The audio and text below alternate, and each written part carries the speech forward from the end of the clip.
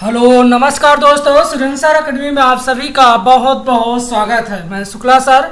और चलिए स्टार्ट करते हैं आज जो बनी हुई महत्वपूर्ण खबरें हैं। ठीक है, आप सभी लोग जुड़ जाइए और देखते हैं आज का पहला क्वेश्चन क्या बना हुआ है। केंद्र सरकार ने कश्मीरी, डोगरी, हिंदी, अंग्रेजी और किस भाषा को जम्मू कश्मीर की आधिकारिक भाषा के रूप में मंजूरी दे दी है।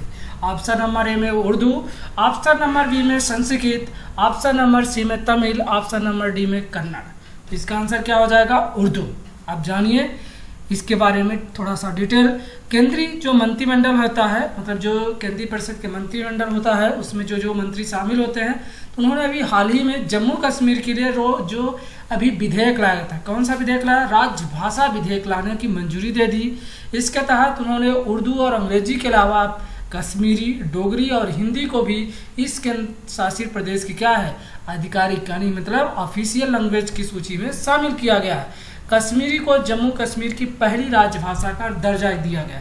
तो आपसे एग्जाम में पूछेगा कि कश्मीर की कौन सी पहली भाषा को क्या है, क्या दिया गया है, राजभाषा का दर्जा दिया गया है। तो याद रखना कश्मीरी को, ठीक है, ये याद रखना। वही पहले मान्यता प्राप्त उर्दू और अंग्रेजी को भी राजभाषा के रूप में क्या है, बनी रहेगी। राज्य के अधिकांश लोग क्या है, डोगरी और कश्मीरी भाषा का प्रयोग करते हैं, लेकिन इन दोनों को स्थानीय मतलब क्या है, लोकल लैंग्वेज भाषा का क्या है, दर्जा नहीं दिया गया। ठीक है, चलिए आगे जान लेते हैं कि ये क्या है। आप सभी जानते हैं कि जो हम लैंग्वेज को पढ़ते हैं तो कौन से पार्ट में पढ़ते हैं, ये आपको पता होना चाहिए। पार्ट नंबर 17 यानी भारत के जो संविधान लिखा गया है उसके 17वें नंबर भाग पे हम क्या पढ़ते हैं, लैंग्वेज पढ़ते हैं। ठीक है, कौन से आर्टिकल में पढ़ते हैं? 343 में, यानी 343 आर्टिकल में। इतना पता होना चाहिए। 343 से लेके पार्ट 17 में 351 तक इसमें पूरी लैंग्वेज के बारे में ही क्या है, बात की जाती है। आपको पता होना चाहिए। इतने आर्टिकल कितने आते हैं आपके? पार्ट 17 में आते हैं। ठीक है, ये लाया कब गया था?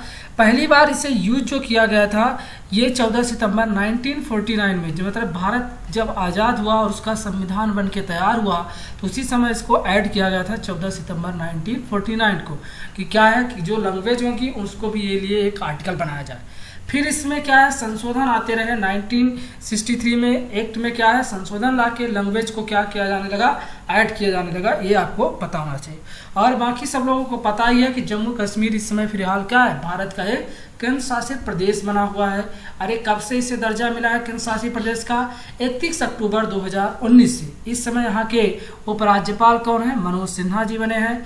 इतना चीज़ें आपको जम्मू कश्मीर के बारे में पता होना चाहिए। बाकी हम आपको स्टैटिक जीके में पढ़ाते रहते हैं कि बुलर झील याद रखिए, डल झील याद रखिए, ये सब इम्पोर्टेंट है। चलिए आगे देखते हैं आज का दूसरा नंबर आपका क्वेश्चन क्या बना। किस देश ने कैलाश मानसरोवर के पास सतह से हवा में मार करने वाली मिसाइल स्थापित की है? ऑप्शन नंबर ए में चीन, ऑप्शन नंबर बी में भारत, ऑप्शन नंबर सी में पाकिस्तान, ऑप्शन नंबर डी में बांग्लादेश। इसका आंसर क्या हो जाएगा?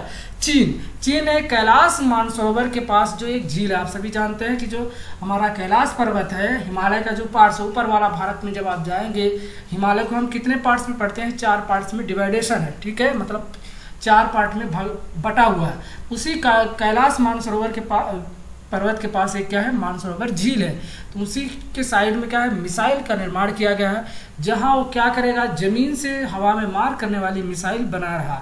यह झील कैलाश मानसरोवर का एक हिस्सा है। कैलाश पर्वत और मानसरोवर झील, जिसे आमतौर पर कैलाश मानसरोवर प्लेस करते हैं के रूप में जाना जाता है। कैलाश मानसरोवर के पास हमारा डिफेंस का मतलब 21 नामक की मिसाइल तैनात की गई है। यह मध्य रेंज की बैलिस्टिक मिसाइल है जो 2222 किलोमीटर दूरी तक क्या कर सकती है, मार कर सकती है। इतना चीज़ आपको पता होना चाहिए। और बाकी आप सभी को पता ही है कि चीन क्या है। चीन के इस समय जो तानाशाह हैं शी जिनपिंग, वहाँ की राजधानी सबको पता होगी क्या है। चीन की राजधानी क्या है, बीजिंग। और करेंसी क्या चलती है वहाँ पे? करेंसी वहाँ से चलती है क्या, रग्मी और क्या, युआन। ठीक है, चलिए आगे चलते हैं और देखते हैं आपका थर्ड नंबर क्वेश्चन क्या बना। ग्लोबल इनोवेशन इंडेक्स GII में भारत ने चाय पायदान की क्या है, छलांग लगाकर कितने स्थान पे पहुंच गया? 28 नंबर स्थान पे, 38 नंबर स्थान पे, कि 48 कि 50वें? इसका आंसर क्या हो जाएगा? 48वें स्थान पे। अब ये ग्लोबल इनोवेशन इंडेक्स है क्या, इसके बारे में जान लीजिए कि GRI में भारत पहली बार शीर्ष 50 देशों में शामिल लिया है, इसलिए इम्पोर्टेंट हो जाएगा। पूछेगा कि कौन सा नंबर स्थान है। भारत ने 4 पायदान की क्या है छलांग लगाई है, तो कितने पे आ गया है, 40वें स्थान पे पहुंच गया है। भारत को पता होना चाहिए कि साल 2015 में कौन नंबर स्थान पे था, 81 पे, और 2016 में 66 पे था, और 2017 में 60 पे पहुंचा, 2018 में 57, 2019 में 52 और 2020 में कितना पहुंच गया, ये 48 नंबर पे। ये आपको इतने पता होना चाहिए। संयुक्त राष्ट्र की एजेंसी है कौन, विश्व बौद्धिक संपदा संगठन। आज इसके बारे में थोड़ा सा आपको बताएंगे डिटेल। यह सूची एक 131 देशों की अर्थव्यवस्था और जो यहाँ इनोवेशन होते हैं उनके प्रदर्शन पे क्या आधारित थी। यह सूची स्विट्जरलैंड अभी भी क्या है शीर्ष रैंकिंग में बरकरार, मतलब आपसे पूछेगा कि सूची में मतलब पहला स्थान कौन से रैंक हासिल किया है, तो स्विट्जरलैंड। दूसरे नंबर पे कौन है, स्वीडन है।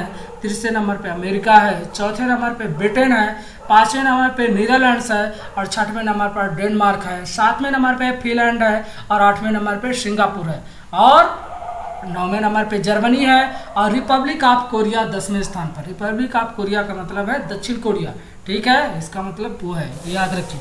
तो आपको जरूरी नहीं कि दक्षिण कोरिया लिख के आपको ऑप्शन में दे देगा कि 10वां नंबर पे कौन सा स्थान है, तो आपको पता होना चाहिए रिपब्लिक ऑफ कोरिया, जिसे हम क्या नाम से जानते हैं, दक्षिण कोरिया के नाम से भी। चलिए आगे चलते हैं और देखते हैं अगला क्वेश्चन क्या बना हुआ है। किस फिनटेक कंपनी को, इसके बारे में डिटेल थोड़ा सा जाना था, WPI क्या होता है तो जान लीजिए कि WIPO कब बना था, वर्ल्ड इंटेलेक्चुअल प्रॉपर्टी ऑर्गेनाइजेशन इसको बोलते हैं इंडेक्स। ये 1967 में क्या हुआ था, स्थापित हुआ था। स्टॉकहोम जो एक जगह है, मतलब स्वीडन की जो राजधानी है स्टॉकहोम, वहीं पे इसके लिए संधि हुई थी। और ये क्या करता है, विश्व की बौद्धिक संपदा का वो करता है इनोवेशन, मतलब जो भी विश्व में कुछ भी नवाचार होता है, नया खोज की जाती है, तो इसके पहले क्या लिया जाता है, वो रजिस्टर्ड कराना पड़ता है। कहाँ, WIPO में।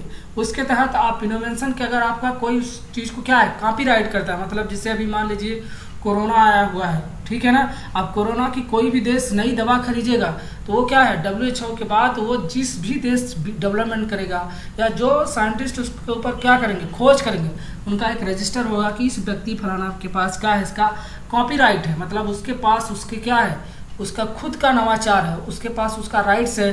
जब तक उसकी परमिशन नहीं मिलेगी तो उसकी उसी तरह की कोई दूसरा व्यक्ति नहीं, हाँ नया खोज के बना सकता है लेकिन उसका कॉपीराइट नहीं बना सकता। लेकिन भारत में अक्सर आप जानिए कि कॉपीराइट बनता है, क्योंकि भारत में उसका परमिशन है 1971 एक्ट के तहत, मतलब भारत में एक कानून बना के रखा है जिसके तहत वो क्या करता है, किसी भी दवा की क्या जेनेटिक दवा बनाई जाती है। तो ये चीज़ें आपको पता होना चाहिए, ठीक है। तो ये होता है। और पूछ देगा कि विश्व बौद्धिक संपदा दिवस कब मनाया जाता है, ये कब मनाया जाता है, 26 अप्रैल को, ठीक है। ये भी चीज़ आपको पता होना चाहिए। चलिए आगे चलते हैं और देखते हैं अगला क्वेश्चन क्या बना हुआ है। किस फिनटेक कंपनी को फिनटेक 250 की सूची में सबसे तेजी से बढ़ते हुए फिनटेक स्टार्टअप का नाम दिया गया है। रिजर्व पे नियोगिन को, किरण प्राइवेट लिमिटेड की कैपिटल ट्रस्ट लिमिटेड को, कौन हो जाएगा इसका, रिजर्व पे। बेंगलुरु में स्थित फाइनेंशियल सॉल्यूशंस कंपनी रिजर्व पे को CV इनसाइट द्वारा फिनटेक 250 में की सबसे तेज से बढ़ते हुए फिनटेक, मतलब जो भारत का एक इनोवेशन है, स्टार्टअप को बढ़ावा देना। तो रोजर पर ने महीने दर महीने क्या है 30% क्या वृद्धि दर्ज की है। उसे हाल ही में क्या है डिजिटल जो भुगतान क्षेत्र है उसमें महत्वपूर्ण योगदान है, जिसकी वजह से उसे 9 बैंकिंग प्लेटफॉर्म रोजर प्लेयर्स को पेश किया गया है। पेरोल मनी सॉफ्टवेयर कंपनी है और इसका क्या है अधिग्रहण हुआ, ये आपको पता होना चाहिए, ठीक है। चलिए आगे चलते हैं और देखते हैं अगला क्या बना हुआ है। अगला क्वेश्चन है आपका, निम्नलिखित में किसे प्रेस ट्रस्ट इंडिया PTI का नया अध्यक्ष के रूप में चुना गया। अवीक साराकरकर को, KS धतवालिया को, कि प्रेम प्रकाश को, कि विधान चंद्र राय को। तो आपको पता होना चाहिए कि किसे बनाया गया है, अवीक सरकार को। तो PTI यानी भारत की एक प्रमुख समाचार संस्था है, मतलब ये सरकारी ऑर्गेनाइजेशन और गैर लाभकारी संस्था है। किस प्रकार की संस्था है, जो बिना प्रॉफिट है, नॉन प्रॉफिट पे काम करती है, यानी क्या है गैर लाभकारी संस्था है। इसकी स्थापना भारत में हुई थी 27 अगस्त 1927 को, लेकिन ये काम कब से चालू की है, तो ये आपको पता होना चाहिए कि 1 फरवरी 1949 से इसने क्या किया है, काम करना चालू किया गया, ठीक है। इसके जो अध्यक्ष थे अभी विजय जी, उनके स्थान पे अभी कौन बनाए गए हैं, अभी सावरकर जी। ये आपको इतना चीज़ें आपको पता होना चाहिए। प्रेस ट्रस्ट ऑफ इंडिया क्या होता है, भारत की एक बहुत बड़ी समाचार संस्था है, मतलब प्रमुख एजेंसी है इसकी, गवर्नमेंट की। चलिए आगे चलते हैं और देखते हैं अगला क्वेश्चन क्या बना हुआ है। 2023-24 तक की सार्वजनिक क्षेत्र इकाई ने 1 बिलियन टन ईंधन उत्पादन प्राप्त करने के लिए 1.22 लाख करोड़ रुपए का निवेश करने का निर्णय लिया है। कोल इंडिया ने, मिल्मा कंपनी ने, स्मार्ट इंडिया ने कि भारत ट्रस्ट ने। तो इसका आंसर क्या हो जाएगा, कोल इंडिया। सरकारी स्वामित्व वाले मतलब सार्वजनिक मतलब गवर्नमेंट की उपक्रम जो है कोल इंडिया ने घोषणा की है कि 1 अरब टन ईंधन उत्पादन के प्राप्त करने के लिए विभिन्न परियोजनाओं पे मतलब बहुत सारी योजनाओं पे 1.22 लाख करोड़ रुपए का निवेश किया जाएगा। वित्त पोषित होने वाली कुल 500 परियोजनाओं में से कोल इंडिया 2023-24 तक कोयला निकासी, खान अवसंरचना, परियोजना विकास संबंधित क्या करेगा, एक बड़ा हिस्सा निवेश करेगी। कोल इंडिया ने कोयले के उत्पादन में सालाना आधार पर 7.1% की क्या है, वृद्धि दर्ज की है। ठीक है, इतना चीज़ें आपको पता होना चाहिए। ठीक है, आप सभी जानते हैं कि आगे चलते हैं और देखते हैं आज का 8वां नंबर आपका क्वेश्चन, सॉरी 6वां नंबर क्वेश्चन क्या बना है। उस संस्थान का नाम बताइए जिनके छात्रों द्वारा एक free mobile scanner application air scanner launch किया गया। आईआईटी रुड़की के द्वारा, आईआईटी गुवाहाटी के द्वारा, आईआईटी मंडी के द्वारा, आईआईटी बॉम्बे के द्वारा। तो इसका आंसर क्या हो जाएगा, आईआईटी बॉम्बे। तो जो हमारा एआई यानी आर्टिफिशियल इंटेलिजेंस आधारित पर reading assistant document scanner app, जिसको कौन बनाया है, रोहित कुमार चौधरी और कविन अग्रवाल द्वारा इसे विकसित किया गया। तो आपसे क्वेश्चन पूछेगा कि किस आईआईटी के छात्र या कौन से छात्र, तो आपको पता होना चाहिए कि रोहित कुमार चौधरी और कविन अग्रवाल द्वारा क्या किया गया, इस सॉफ्टवेयर को विकसित किया। जैसे कैम स्कैनर हुआ करता था, उसी प्रकार अभी एक नया स्कैनर भारत में, क्योंकि भारत ने क्या किया है, चाइना के बहुत सारे ऐप को बैन कर रखा है, तो इसलिए ये इम्पोर्टेंट है। आईआईटी बॉम्बे का मुख्यालय सबको पता है कि मुंबई में है। आपको ये भी पूछ सकता है क्योंकि न्यूज़ में बन रहा है डेली, तो आईआईटी बॉम्बे के समय निर्देशक कौन है, तो सुभाषिष चौधरी जी हैं। कौन है, सुभाषिष चौधरी। आप सभी को पता ही है कि महाराष्ट्र के इस समय सीएम कौन है, उद्धव ठाकरे जी हैं, बहुत ज़्यादा न्यूज में है। यहाँ के राज्यपाल कौन है, तो भगत सिंह कोश्यारी जी हैं। ये भी चीज़ आपको पता होना चाहिए। 8वां नंबर पे चलते हैं और देखते हैं बॉलीवुड निर्माता का नाम बताइए जिन्होंने अभी क्या है, the big thoughts of little love नामक पुस्तक लिखी है। महेश भट्ट, श्याम बेनेगल, हंसल मेहता, करण जौहर। तो आंसर सबको ही पता होगा, कौन है, करण जौहर, जो इनके क्या होंगे। इस पुस्तक का प्रकाशन कौन करेगा, जुगरानमेंट बुक्स द्वारा किया जाएगा। यह पुस्तक जुड़वा बच्चों लव और कुश की कहानी पर आधारित है, जिसमें उनकी परवरिश के दौरान माता पिता के सामने आने वाली चुनौतियों का वर्णन किया गया। इससे पहले करण जौहर ने 2017 में भी बुक लिखी थी, तो याद रखिए, अनस्टेबल बॉय शीर्षक अपनी आत्मकथा को उन्होंने क्या है, विमोचन कर चुके हैं। तो आपको जरूरी नहीं ये पूछ के ना वो पूछ दे, तो ये आपको पता होना चाहिए क्योंकि अभी ये खबरों में आई बनी हुई है। ठीक है, अगला चलिए अगला देखते हैं आपका क्वेश्चन क्या बना हुआ है। उस प्रसिद्ध भारतीय हृदय रोग विशेषज्ञ का नाम बताइए जिनका हाल ही में निधन हो गया। वो भारत की पहली महिला कार्डियोलॉजिस्ट थी और way God mother of cardiology के नाम से लोकप्रिय भी थी। तो आपको ये इंपॉर्टेंट है, याद रखिएगा। पूछेगा कि कौन सी भारतीय महिला कार्डियोलॉजिस्ट जो है God of mother of cardiology के नाम से प्रसिद्ध थी।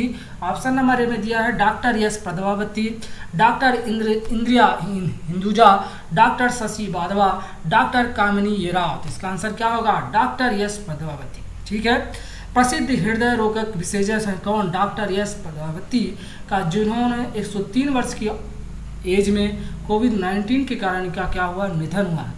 तो आप समझ जाइए कितना इंपॉर्टेंट है। वो भारत की पहली महिला कार्डियोलॉजिस्ट हैं जिन्हें गॉड मदर ऑफ कार्डियोलॉजी के नाम से भी जाना जाता है। वह नेशनल हार्ट इंस्टीट्यूट की क्या है, संस्थापक हैं। उनका जन्म कहाँ हुआ था, तो भारत में न के कहाँ हुआ था, म्यांमार, जिसको पहले हम लोग क्या म्यांमार बर्मा के नाम से जानते थे। दुनिया में स्पेनिश फ्लू महामारी की चपेट में आने से 1 साल पहले 1917 में हुआ था। ठीक है ना, ये याद रखिए इनका जन्म। ठीक है, चलिए आगे चलते हैं और देखते हैं अगला क्या बना हुआ है। अगला देखते हैं तो 10वां नंबर क्वेश्चन आपका है कि कोयला क्षेत्र में हरित पहलों के लिए केंद्र सरकार द्वारा गठित संचालन कमेटी के अध्यक्ष कौन बने हुए हैं। तो विनोद पाल बने हैं कि बीके शाश्वत जी बने हैं कि अनिल कुमार जैन बने हैं कि रमेश चंद? इसका आंसर क्या हो जाएगा? बीके शाश्वत साहब बने हैं। ठीक है। केंद्रीय कोयला एवं खनन मंत्री कौन है इस समय? तो याद रखिए प्रहलाद जोशी जी हैं। इनके अनुसार कोल इंडिया जो है 2023-24 तक बहुत सारी परियोजनाएं लाएगा, जिससे क्या हो जाएगा कि भारत में निवेश बढ़ेगा। और कोयला क्षेत्र में क्या है, भी हमें क्या है, निवेश की ज़रूरत है।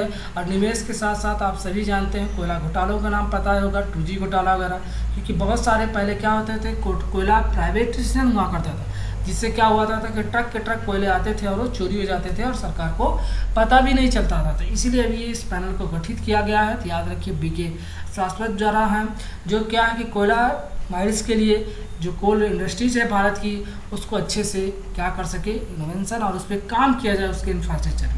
क्योंकि इस समय क्या है, कोयला खनन के द्वारा बहुत सारे मजदूरों की डेथ हो जाती है। आप सभी जानते हैं कि उनको बराबर तरह से न्याय नहीं मिल पा रहा है। ये बहुत सारी समस्याएं हैं जिसे हमें क्या करना चाहिए, ख़त्म करना चाहिए। चलिए अगला क्वेश्चन देखते हैं आपका क्या बना हुआ है। भारत में समुद्री सुरक्षा सहकारिता पर किस देश के साथ एक आभासी बैठक की? Option number A Nigeria, option number B चीन, option number C Japan, option number D रूस। तो कौन हो जाएगा इसका आंसर?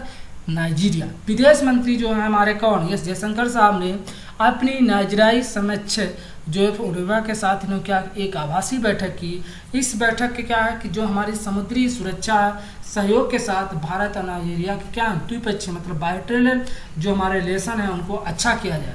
उन्होंने राजनीतिक सुरक्षा, आर्थिक और रक्षा पे सहयोग की चर्चा की है। भारत नाइजीरिया का सबसे बड़ा व्यापारिक भागीदार है। याद रखिएगा, नाइजीरिया जो है भारत का सबसे बड़ा व्यापारिक भागीदार है और अफ्रीका में नाइजीरिया भारत का सबसे बड़ा भागीदार है। ठीक है, तो ये इम्पोर्टेंट है। अफ्रीका महाद्वीप में मतलब तो ये सबसे बड़ा क्या है, भारत का व्यापारिक मतलब बिजनेस के मामले में बहुत बड़ा भागीदार, तो इसलिए इसकी हमें ज़रूरत है। और नाइजीरिया की राजधानी क्या है? एबूजा है। और नाइजीरिया में करेंसी नायरा चलती है और यहाँ के पीएम कौन है? मोहम्मद बुहारी साहब हैं। ये चीज़ आपको पता होना चाहिए। चलिए आगे चलते हैं और देखते हैं अगला क्वेश्चन क्या बना। हाल ही में भारत ने पबजी गेम समेत कितने चाइनीज ऐप पर बैन लगा दिए हैं? तो आपको 120, 135, 145, 118। इसका आंसर तो मैं उम्मीद करता हूँ कि सभी को पता होगा। कितना होगा? 118। सरकार द्वारा इस बार चीनी ऐप पर बैन लगाने का जो उसमें था, पब्लिक के अतिरिक्त लिक्विड, बीचैट वर्क, अब आपको ये थोड़े थोड़े पता होना चाहिए जो इम्पोर्टेंट है। बीचैट, रीडिंग, ऐप लॉक, कैरम फेडल्स जैसे मोबाइल ऐप शामिल हैं। भारत ने जून में आखिरी में टिकटॉक, हेलो समेत चीन के 59 मोबाइल ऐप पर क्या है बैन लगाया था। उसके बाद जुलाई में आखिरी में 47। तो चीन पर ऐप पर प्रतिबंध लगे। इस तरह अब तक पूछेगा कि टोटल कितने चाइनीज ऐप पे बैन लग चुके हैं? तो 224। याद रखिए 224। ठीक है, और ये कौन से किस धारा के तहत लगा है? तो जो हमारा सूचना और प्रौद्योगिकी मंत्रालय है तो धारा 69A के तहत इन मोबाइल ऐप्स को बैन लगा है। मतलब ये क्या है, भारत में एक आर्टिकल्स है मतलब धारा लगती है जिसका क्या है 69। उसका मतलब है कि वो भारत में क्या है कि वो कंपनियां भारत से पैसा कमा के उस पैसे को कहीं दूसरी जगह या हमारे खिलाफ ही उस पैसे को क्या है उपयोग में लाती है। इसलिए इसको क्या किया गया है, बैन किया है। ठीक है ना, भारत का जो उद्देश्य है तो आपको धीरे धीरे समझ में आ रहा होगा। अब आगे चलते हैं, हम देखते हैं हमारा स्टैटिक जीके में क्या क्या क्वेश्चन बने हुए। आप लोग तो आंसर देते नहीं हैं। तो ओणम किस राज्य में मनाया जाने वाला त्योहार है? तेलंगाना में, तमिलनाडु में, केरल में, गुजरात में, कर्नाटका में। तो इसका आंसर क्या हो जाएगा? केरल। बुलर झील किस केंद्र शासित प्रदेश राज्य में स्थित है? अरुणाचल प्रदेश, जम्मू कश्मीर, हिमाचल प्रदेश, उत्तराखंड, मेघालय। इसका आंसर मैं उम्मीद करता हूँ सबको पता होगा। मीठे पानी की झील है, ये कहाँ है? जम्मू और कश्मीर में। ये इंपॉर्टेंट क्वेश्चन है, याद रखिए। द प्रेसिडेंशियल ईयर नामक पुस्तक किसने लिखी थी? रामनाथ कोविंद ने, प्रतिभा पाटिल ने, अब्दुल कलाम ने, प्रणब मुखर्जी ने, उपयुक्त में से कोई नहीं। तो इसका आंसर क्या हो जाएगा? प्रणब मुखर्जी, क्योंकि अभी इनका हाल ही में निधन हुआ है। तो ये इंपॉर्टेंट है। हाल ही में छावनी कोविड जो है योद्धा समृद्धि योजना की शुरुआत किसने की है? राजनाथ सिंह ने, जितेंद्र सिंह ने, पीयूष गोयल ने, रामविलास पासवान ने, तो धर्मेंद्र प्रधान ने। तो इसका आंसर हो जाएगा राजनाथ सिंह। तो जो चीज़ें बनी हुई हैं तो आपको पता होना चाहिए, कुछ करंट की कुछ स्टैटिक तुम्हें हम जोड़ के लाते हैं जो आपको एग्जाम के लिए इम्पॉर्टेंट रहती हैं।